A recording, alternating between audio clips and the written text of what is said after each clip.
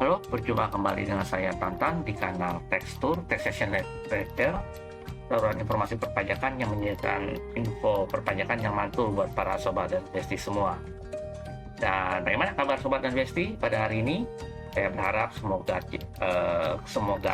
segala aktivitas dan harapan dari para sobat dan besti bisa tercapai. Apalagi sudah mau menjelang akhir tahun 2025 ini. Sekarang saya akan membawakan topik mengenai aspek pemotongan pajak atas keuntungan penjualan saham oleh wajib pajak luar negeri selain BUT, di mana ini penjelasannya cukup singkat, jadi mungkin bisa disimak secara lebih detail. Atas penjualan saham perseroan oleh wajib pajak luar negeri selain bentuk usaha tetap dipotong pajak 20% dari perkiraan penghasilan neto.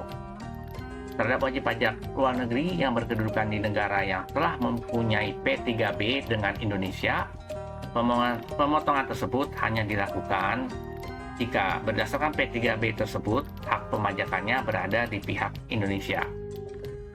Besarnya perkiraan penghasilan neto yaitu 25% dari harga jual, sehingga besarnya PPh pasal 26 yaitu 20% dikalikan 25% atau 5% dari harga jual dan sifatnya final. Penghasilan dari penjualan saham di dalam negeri yang diterima wajib pajak luar negeri dipotong pajak oleh pembeli. Pembeli sebagai pemotong pajak membuat bukti pemotongan dan menyampaikannya kepada pihak yang dipotong.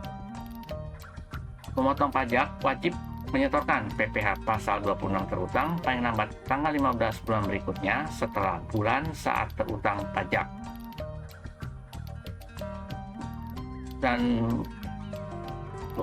pembayarannya bisa melalui collecting agent dan melaporkannya kepada JJP paling lama 20 hari setelah masa pajak berakhir dengan menggunakan surat pemberitahuan masa pajak penghasilan unifikasi.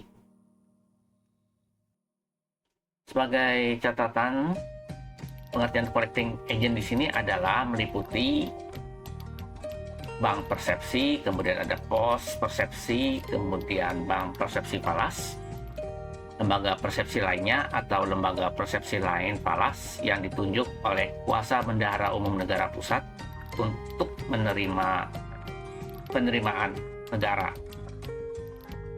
Perseroan hanya mencatat akta pemindahan hak atas saham dan penjualan saham tersebut apabila wajib pajak luar negeri telah membuktikan bahwa PPh pasal 26 yang terutang telah dibayar lunas dengan menyerahkan salinan bukti pemotongan atau pemungutan pajak.